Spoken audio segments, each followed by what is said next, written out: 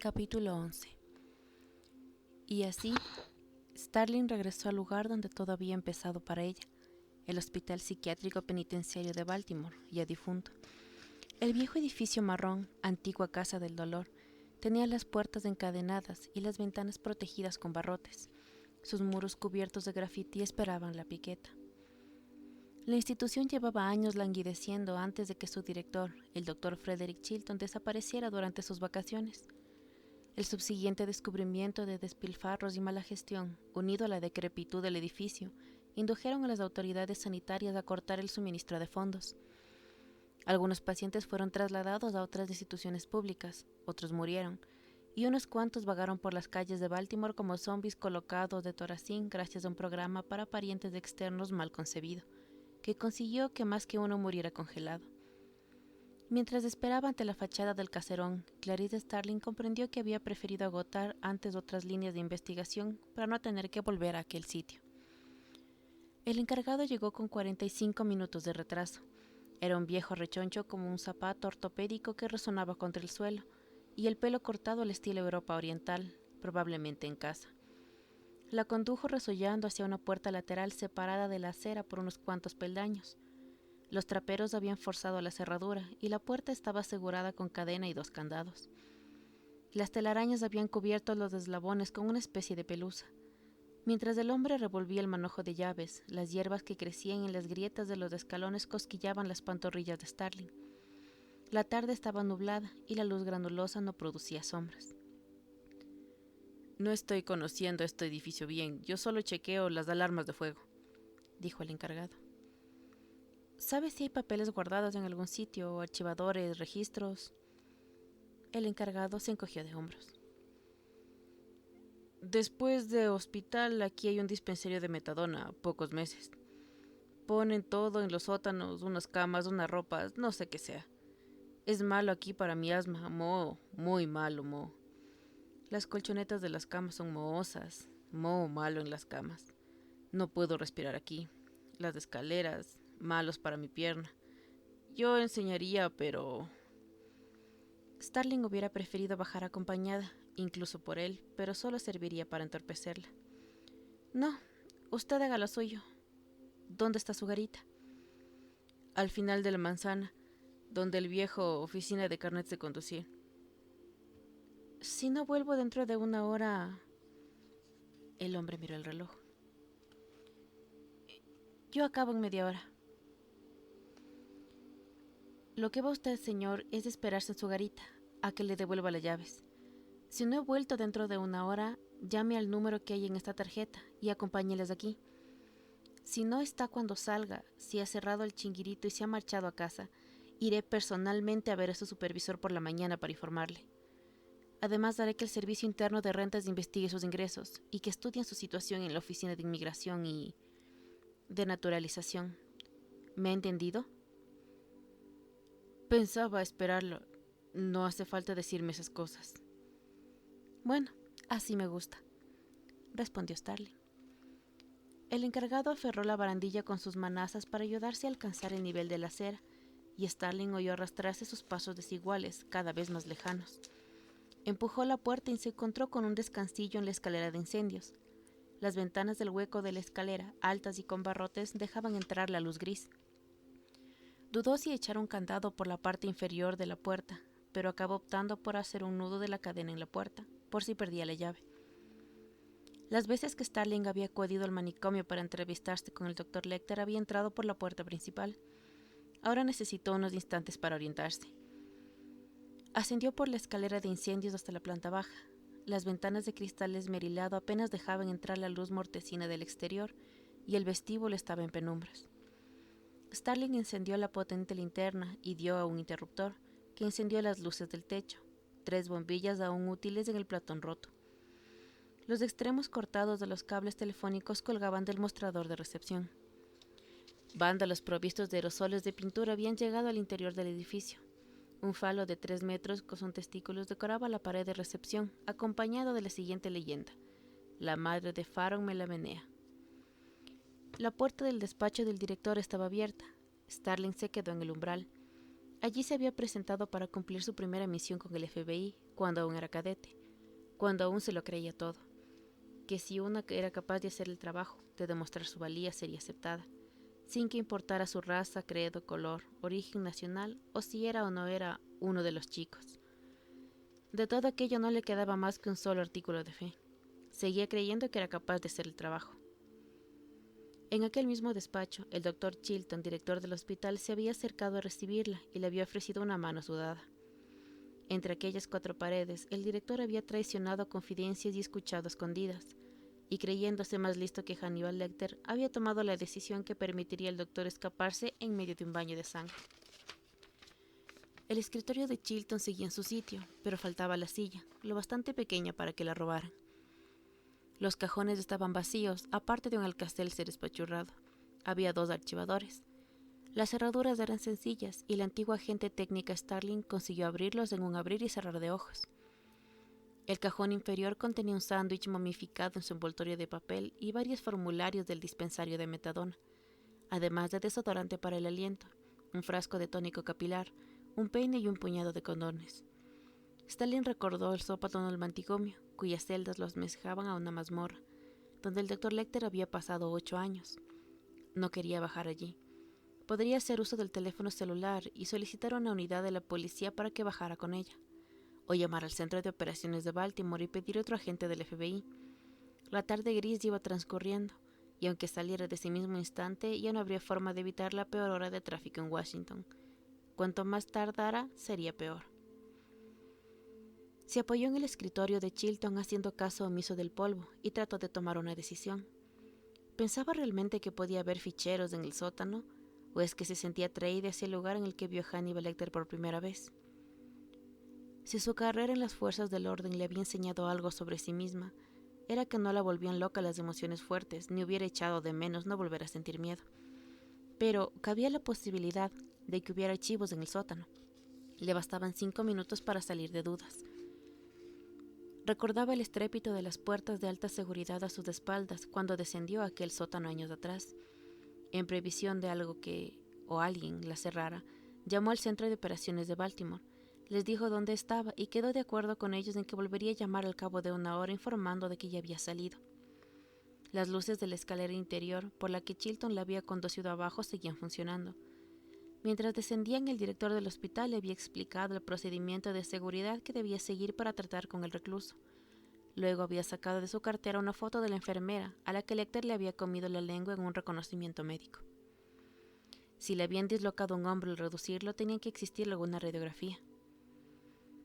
Una ráfaga de aire le rozó el cuello, como si hubiera una ventana abierta en alguna parte. En un rellano había una cajita para hamburguesas de McDonald's y servilletas desparramadas. Un recipiente manchado que había contenido judías, más comida basura, excrementos secos y servilletas de papel manchadas en un rincón.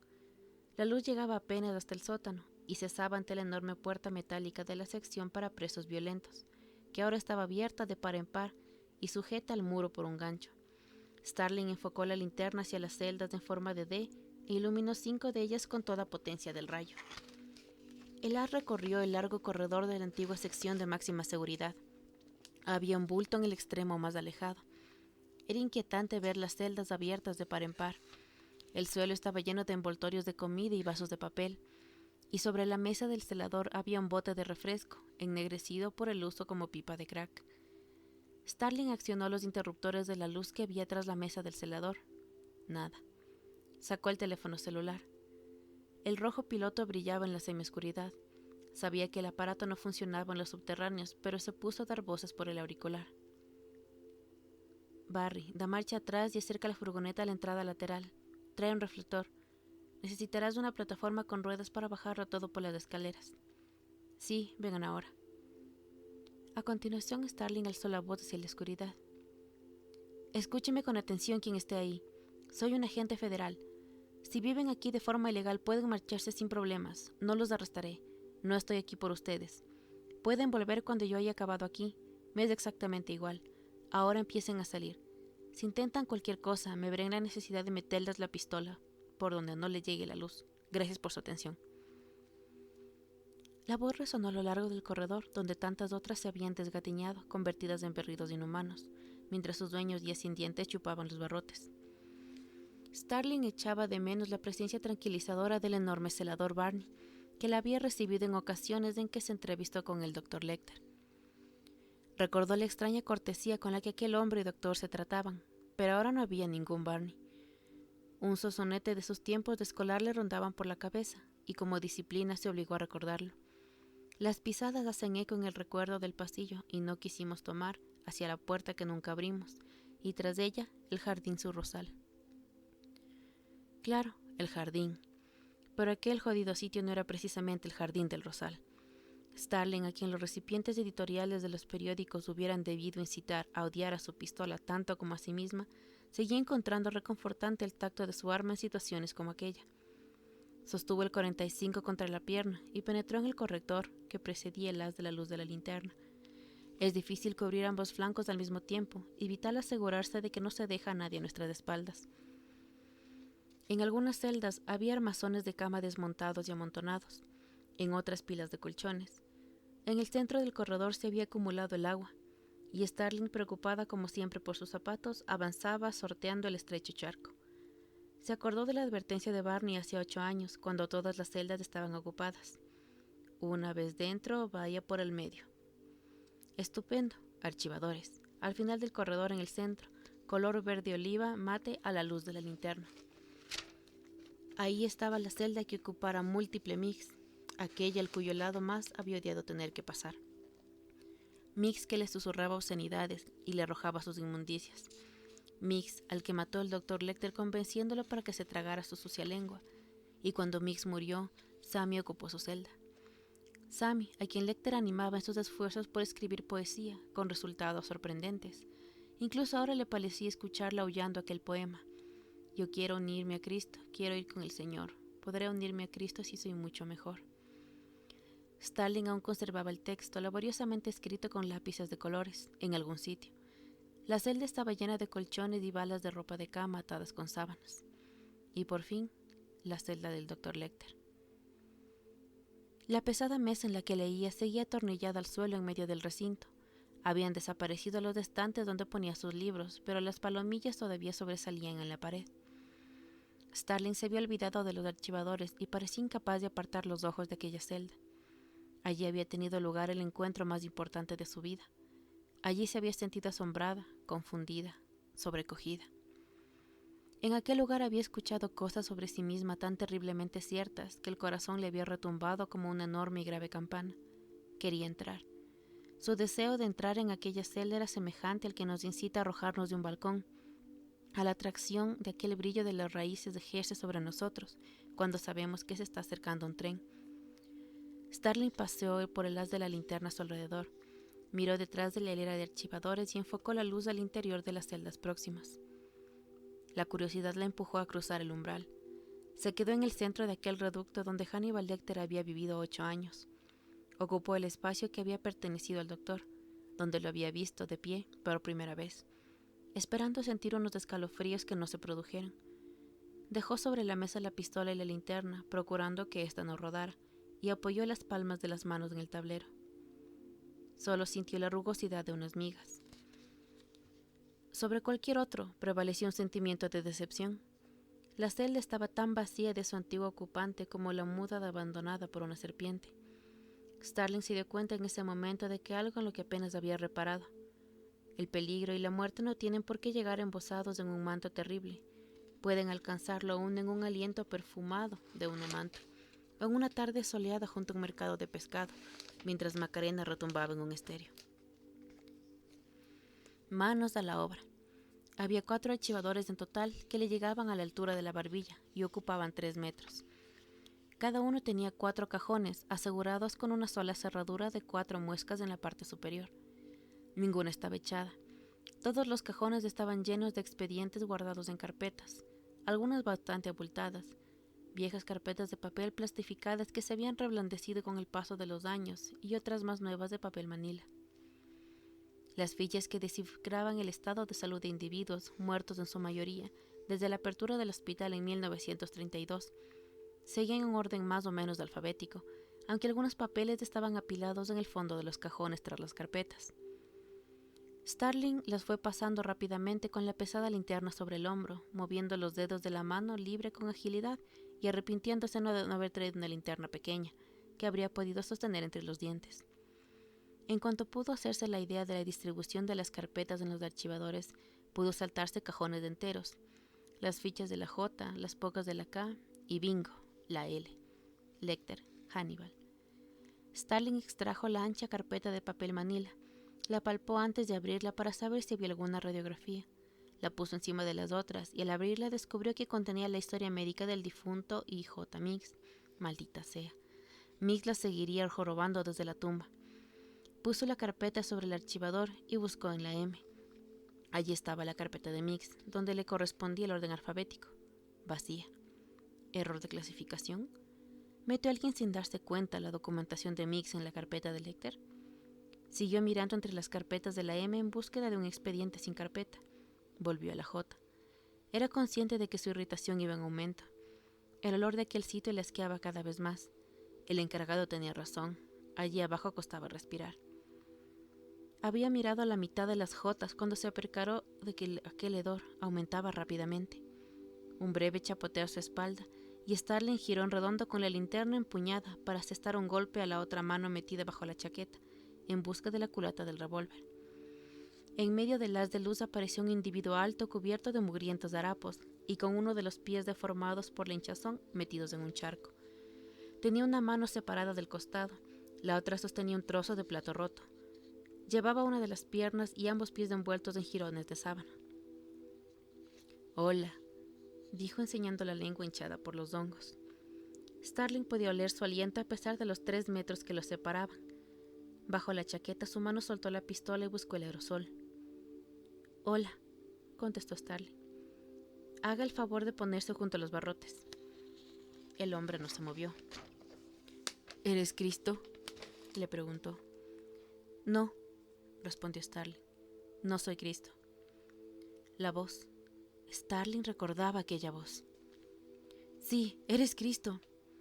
El rostro del hombre gesticulaba. Esa voz. «Vamos, piensa». «Hola, Sammy», dijo Starling. «¿Cómo estás? Precisamente acabo de acordarme de ti». ¿Qué sabía de Sammy? La información le llegaba a ráfagas desordenadas. Puso la cabeza de su madre en la bandeja de la colecta mientras la congregación cantaba «Da lo mejor a tu Señor». Dijo que era lo mejor que tenía. La iglesia baptista de la Reata Vida. No recordaba dónde. El doctor Lecter explicó que estaba cabreado porque Cristo se retrasaba. «¿Eres Cristo?», dijo quejumbroso esta vez. Se metió la mano en el bolsillo y sacó una colilla, una de las buenas, de casi 5 centímetros. La puso en el trozo de plato y se la ofreció. «Sammy, lo siento, pero no lo soy. Soy...» Sammy, lívido de pronto, furioso porque aquella mujer no era Cristo, hizo retumbar los muros del húmedo corredor. «Yo quiero unirme a Cristo, quiero ir con el Señor». Levantó el trozo de plato afilado como una hoz por el extremo roto y dio un paso hacia Starling, con los 2 pies en el charco y el rostro congestionado, mientras la mano libre parecía querer hacer presa en el aire del que os separaba. Starling sintió la dureza de los archivadores contra la espalda. «Podrás unirte a Cristo si te portas mejor», resistió Starling alto y claro, como si el hombre se encontrara a mucha distancia. «Sí, sí», dijo Sammy más tranquilo y se detuvo. Starling buscó en su bolso y encontró una barra de caramelo. «Sammy, tengo un caramelo. ¿Te gustan los caramelos?». El hombre no respondió.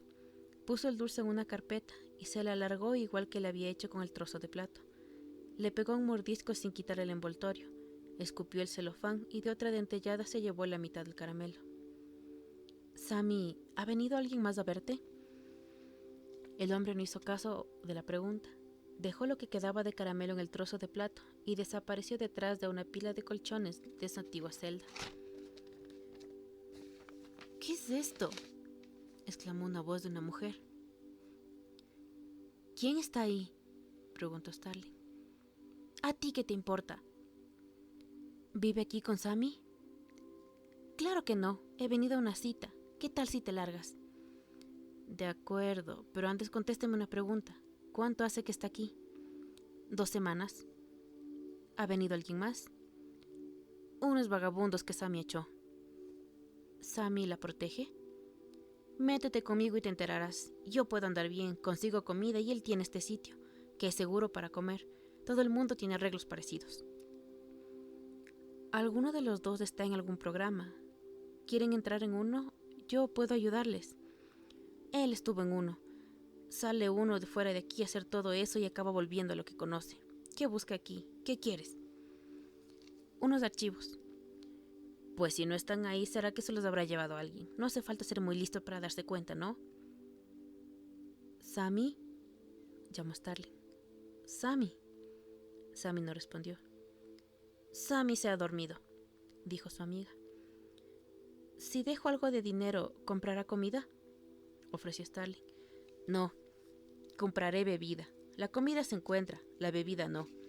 Ten cuidado al salir, no te metas en el mango de la puerta. Dejaré el dinero en la mesa, dijo Starling. Le dieron ganas de echarse a correr y se acordó de su primera visita a Lecter, cuando se alejó de su celda intentando guardar la calma, impaciente por llegar a la isla de calma que era el puesto del celador Barney. A la luz de la escalera, Starling buscó en su monedero un billete de $20. Dejó el dinero en el escritorio roñoso y arañado de Barney y le puso encima una botella de vino vacía. Desplegó una bolsa de plástico e introdujo en ella la carpeta de Lecter, que contenía la historia médica de Mix, y la carpeta vacía de este. Adiós, hasta luego, Sammy, dijo alzando la voz hacia el hombre que después de dar tumbos por el mundo había regresado al infierno que conocía. Le hubiera gustado decirle que esperaba que Cristo llegara pronto, pero le pareció que sonaría ridículo. Starling ascendió hacia la luz para seguir dando sus propios tumbos por el mundo.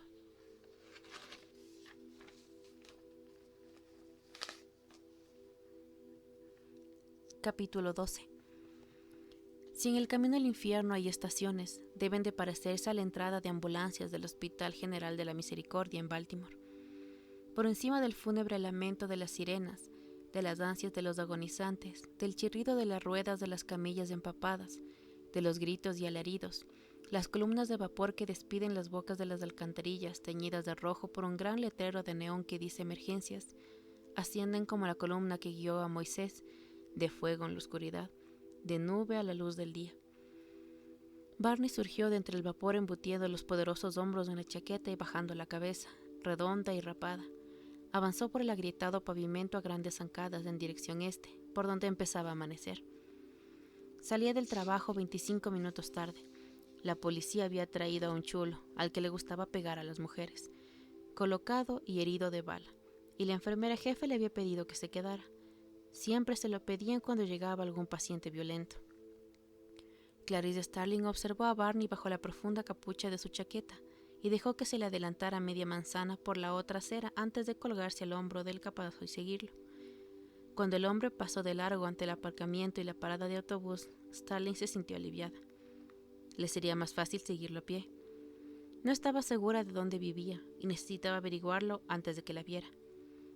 El barrio de detrás del hospital era tranquilo, obrero y multirracial. Uno de esos barrios en los que conviene ponerle una cerradura especial al coche, pero no hace falta llevarse la batería a casa por la noche, y en el que los niños pueden jugar en la calle. Después de recorrer 3 manzanas, Barney dejó pasar una furgoneta y cruzó el paso cebra en dirección norte, hacia una calle de edificios estrechos, algunos con peldaños de mármol y cuidadosos jardines delanteros. Los pocos locales comerciales vacíos tenían la luna intacta y limpia. Las tiendas estaban abriendo y empezaban a verse gente. Los camiones que habían permanecido aparcados durante la noche a ambos lados de la calle impidieron a Starling ver al hombre durante medio minuto, y al no advertir que se había detenido, se encontró a su altura. Estaba justo al otro lado de la calle. Quizá también él la hubiera visto, pero no estaba segura. Barney se había quedado inmóvil, con las manos en los bolsillos de la chaqueta y la cabeza adelantada, mirando con los ojos entonados, algo que se movía a mitad de la calzada. Sobre el asfalto yacía una paloma muerta, cuyas plumas se agitaban movidas por el aire de los coches que pasaban a su lado. Su compañera daba una y más vueltas alrededor mirándola con uno de sus ojillos y agitando la cabeza a cada salto de sus patas rosáceas. Gira que gira sin dejar de arrullar con el suave susurreo de su especie. Pasaron varios coches y una furgoneta, que la atribulada viuda sorteaba en un camino instante con cortos vuelos. Era posible que Barney hubiera levantado la vista un segundo y lo hubiera visto. Clarice no podía afirmarlo, pero tenía que moverse o la descubriría. Cuando miró hacia atrás por encima del hombro, vio a Barney en cuclillas en medio de la calzada, con un brazo levantado para detener el tráfico. Torció en la primera esquina, se quitó la chaqueta y sacó el capazo un jersey de chándal, una gorra de béisbol y una bolsa de deporte. Se cambió a toda prisa, metió la chaqueta y el capazo en la bolsa de deporte y se chasqueteó la gorra. Se cruzó con varias mujeres de la limpieza que volvían a sus casas. La volvió a doblar la esquina hacia la calle donde había dejado a Barney. El celador había recogido el cadáver de la paloma y lo sostenía entre las manos. La compañera del ave voló hasta los cables del teléfono y lo observó desde allí. Barney depositó la paloma en la hierba de un parterre y le alisó las plumas. Alzó el ancho rostro hacia los cables y dijo algo. Cuando el hombre continuó su camino, la paloma descendió al césped y volvió a merodear en torno a su pareja, dando saltitos por la hierba. Barney no miró hacia atrás. Cuando subió los escalones de una casa de apartamentos 100 metros más adelante y se puso a buscar las llaves en su bolsillo, Starling, que estaba a media manzana de distancia, echó a correr para alcanzarlo antes de que abriera la puerta. «Barney, hola». El hombre se dio la vuelta sin prisa y la miró. Starling había olvidado que Barney tenía los ojos más separados de lo normal. Vio brillar en ellos una mirada de inteligencia y sintió como el pequeño clic de una conexión. Se quitó la gorra y dejó que el cabello le resbalara por los hombros. «Soy Clarice Starling. ¿Te acuerdas de mí? Soy la novata», dijo sin cambiar de expresión. Starling juntó las palmas de las manos y asintió. «Pues sí, soy la novata. Barney, necesito hablar contigo. No es oficial, solo quiero hacerte unas preguntas». Barney bajó los escalones. Cuando estuvo en la acera, frente a ella, Starling tuvo que seguir levantando la vista. No se sentía amenazada por su tamaño como le hubiera ocurrido a un hombre. «Agente Starling, ¿reconoce usted oficialmente que no me ha leído mis derechos?». Tenía una voz áspera y fuerte como la de Tarzán, versión Johnny Weissmuller. «Por supuesto, no te he aplicado la ley Miranda. Estamos de acuerdo». «¿Qué tal si se lo dices a tu bolsa de deporte?». Starling abrió la bolsa, metió la cara y habló en voz alta, como si dentro llevara un enano. «No le he leído sus derechos a Barney ni le he ofrecido hacer una llamada». «Al final de la calle hay un sitio donde preparan un café estupendo», dijo Barney. «¿Cuántas gorras llevas en la bolsa?», le preguntó cuando se pusieron en marcha. «3», contestó Starling. Cuando el microbús matriculado como transporte para minusválidos pasó ante ellos, Starling se dio cuenta de que los ocupantes la miraban, pero los desdichados se ponen cachondos a menudo, derecho que nadie puede negarles. Los jóvenes que ocupaban un coche parado ante el siguiente semáforo también se la quedaron mirando, aunque como iba con Barney no le dijeron nada. Cualquier cosa que hubiera asomado por las ventanillas habría captado la atención instantánea de Starling, prevenida contra la venganza de los tullidos, pero no le quedaba más remedio que aguantar las miradas silenciosas de los babosos. Cuando entraron en la cafetería, el microbús dio marcha atrás, entró en una calleja y volvió por donde había venido. El establecimiento, especializado en almuerzos de jamón y huevos, estaba abarrotado y esperaron a que quedara libre un reservado, mientras el camarero le gritaba en hindi al cocinero, que manejaba la carne con unas largas pinzas y expresión culpable. «Comamos algo», propuso Starling, cuando por fin pudieron sentarse. «Paga el tío Sam. ¿Cómo te van las cosas, Barney?». «Tengo un buen trabajo». «¿Qué haces?». «Celador. Bueno, auxiliar de enfermería». «Pensaba que serías ya un enfermero diplomado, o que estarías en la facultad de medicina». Barney se encogió de hombros y alargó la mano hacia la jarrita de la crema. Alzó la vista y miró a Starling. «¿Te están apretando por lo de Belda?». «Ya veremos». «¿La conocías?». «La vi una vez cuando trajeron a su marido a Dillon. Estaba muerto, se desangró antes de que pudiera meterlo en la ambulancia. Cuando llegó al hospital no le quedaba una gota de sangre. Ella no quería soltarlo y les pegó a las enfermeras. Tuve que... ya sabes. Era guapa y fuerte. ¿No la trajeron cuando tú...?» «No, la declararon muerta oficialmente allí mismo, en la escena del tiroteo». «Ya me lo imaginé». «Barney, cuando entregaste al Dr. Lecter a los de Tennessee, No lo trataron con educación. Cuando tú... Y ahora están todos muertos. Sí, no duraron vivos ni 3 días. Tú en cambio fuiste su guardián durante 8 años. Solo 6.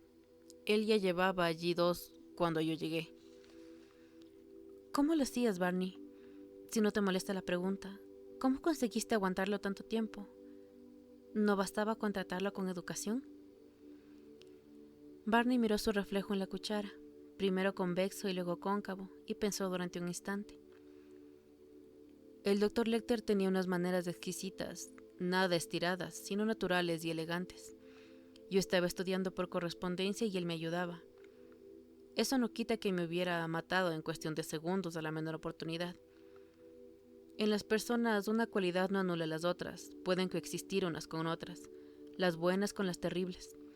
Sócrates lo dijo mucho mejor que yo. Si trabajas en máxima seguridad no puedes permitirte olvidarlo en ningún momento. Si procuras recordarlo todo irá bien. Puede que el doctor Lecter llegara a lamentar haberme explicado lo de Sócrates. Para Barney, libre del lastre de una formación académica, Sócrates había ido a una experiencia de primera mano, que había tenido la inmensidad de un encuentro personal. La seguridad y la conversación eran 2 cosas totalmente independientes, prosiguió.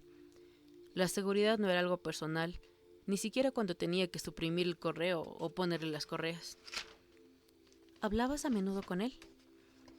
A veces se pasaba meses sin abrir la boca, y otras veces hablábamos por las noches, cuando los otros dejaban de gritar. De hecho, yo seguía esos cursos por correspondencia y no entendía una mierda. Fue él quien me abrió los ojos a todo un mundo de cosas que desconocía. Suetonio, Gibbon, cosas así. Barney cogió la taza. Tenía un trozo de naranja de yodo en un rasguño creciente que le cruzaba el dorso de la mano. Cuando se escapó, ¿pensaste alguna vez que iría por ti? Barney meneó la cabezota. Una vez me dijo que, siempre que fuera factible, preferiría comerse a los maleducados. Maleducados en sentido amplio, los llamó. Barney rió, cosa rara en él. Tenía los dientes pequeños como los de un niño, y en su regocijo había algo de perverso, como en la alegría de un bebé cuando embadurna de papilla la cara de un familiar embelesado. Starling se preguntó si no habría estado encerrado con los majarás más tiempo de la cuenta. ¿Y tú qué? ¿Tuviste miedo cuando se escapó? ¿Pensaste que iría a buscarte? Le preguntó Barney. No. ¿Por qué? Porque me dijo que no lo haría. Por extraño que parezca, ambos encontraban la respuesta completamente satisfactoria. Les trajeron los huevos. Los 2 estaban hambrientos y comieron sin decir palabra durante unos minutos. Luego Starling decidió ir al grano. Barney, cuando trasladaron a Memphis al doctor Lecter, te pedí que me dieras sus dibujos y tú me los trajiste de la celda. ¿Qué pasó con todo lo demás? Libros, papeles. En el hospital ni siquiera tienen su historial médico. Hubo un follón de 1000 pares de cojones. Barney hizo una pausa para golpear la base del salero contra la palma de la mano. Ya sabes, la que se armó en el hospital. Me despidieron.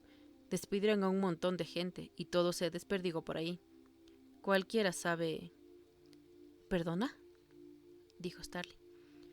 Con todo este jaleo, cree que no te he oído bien. Anoche descubrí que el ejemplar del Diccionnaire de Cuisine de Alejandro Dumas con anotaciones del Dr. Lecter fue vendido en una casa de subastas en Nueva York hace como 2 años. Lo adquirió un coleccionista particular por $16,000. La declaración jurada de propiedad que presentó el vendedor estaba firmada por un tal Carrie Fox.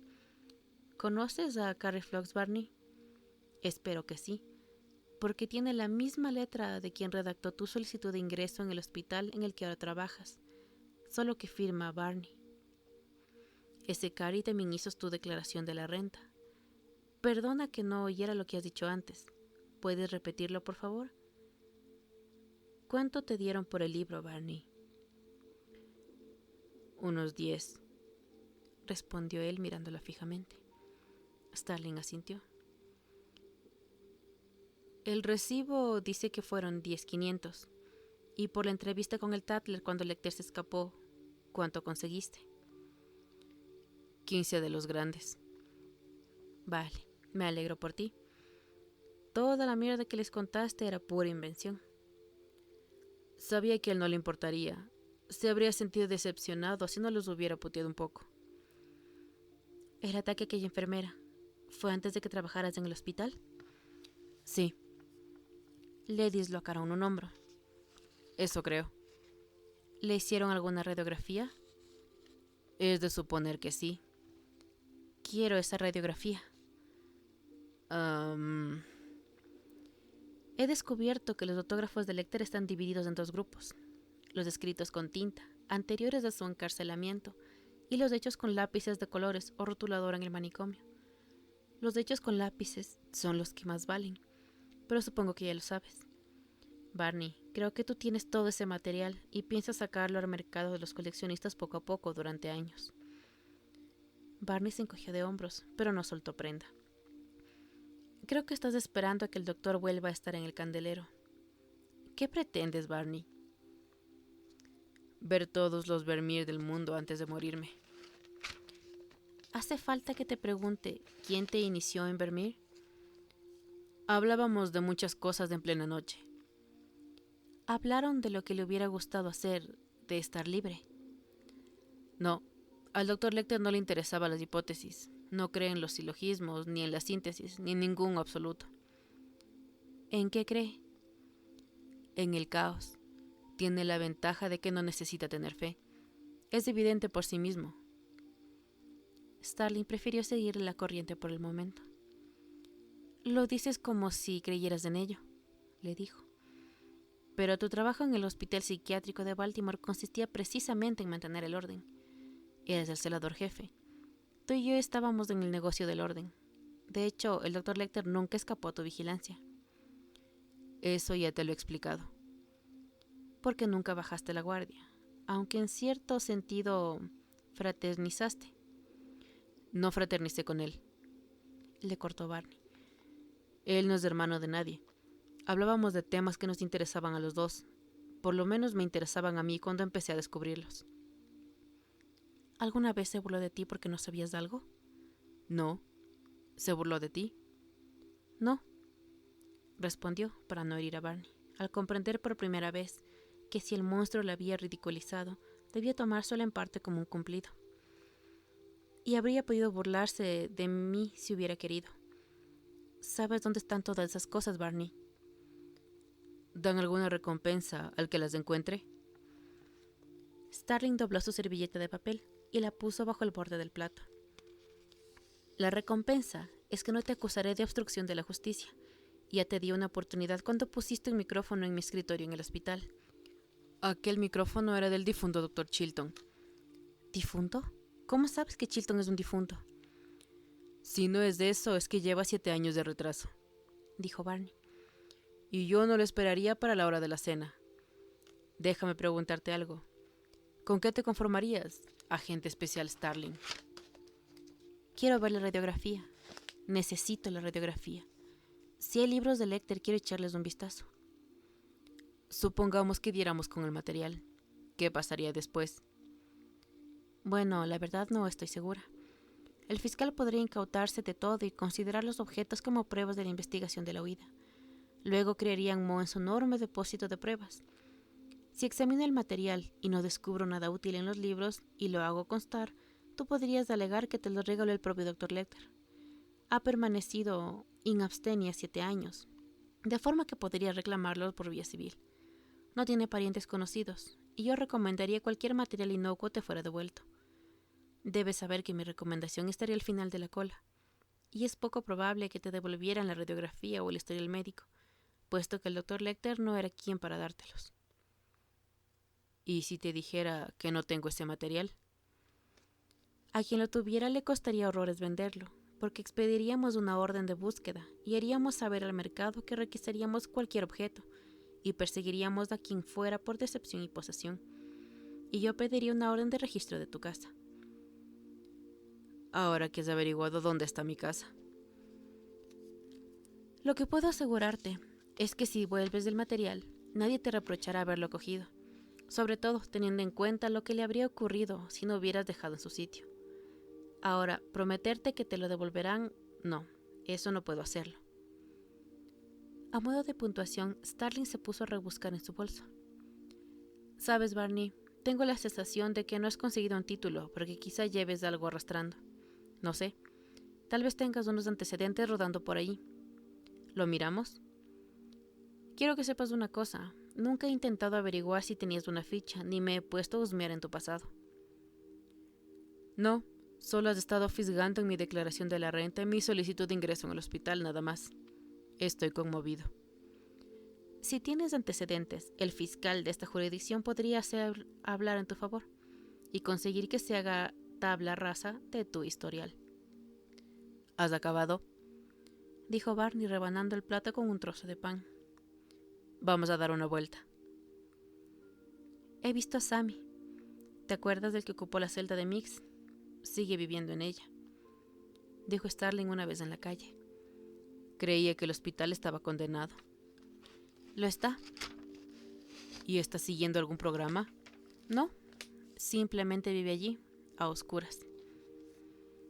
Creo que deberías avisar. Es diabético crónico, no aguantará mucho. ¿Sabes por qué hizo Lecter que Mick se tragara su propia lengua? Tengo una ligera idea. Lo mató por haberte ofendido. Ese fue el motivo inmediato, pero no te sientas mal, hubiera acabado haciéndolo de todos modos. Dejaron atrás del edificio de apartamentos donde vivía Barney y llegaron al jardín, donde la paloma seguía dando vueltas alrededor del cadáver de su compañera. Barney procuró espantarla haciendo avistamientos con las manos. «Vete de una vez», le dijo al pájaro, «y has guardado bastante luto. Si sigues dando vueltas acabará cazándote un gato».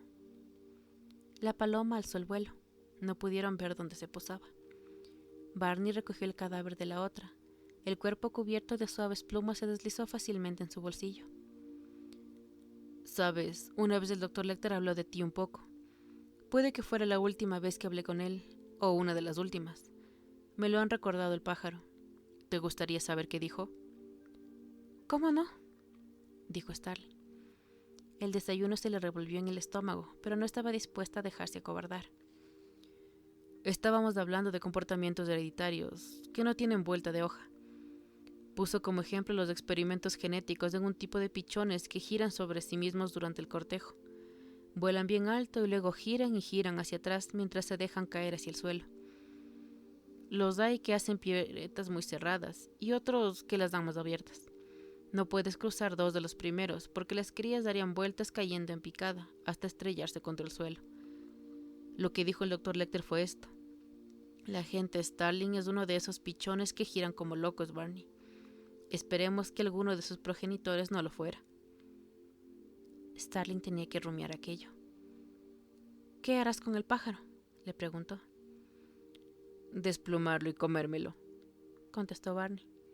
«Sube a casa y te daré la radiografía y los libros». Cuando regresaba cargada con el enorme paquete hacia el hospital y el coche, Starling oyó entre los árboles la patética llamada de la paloma viuda.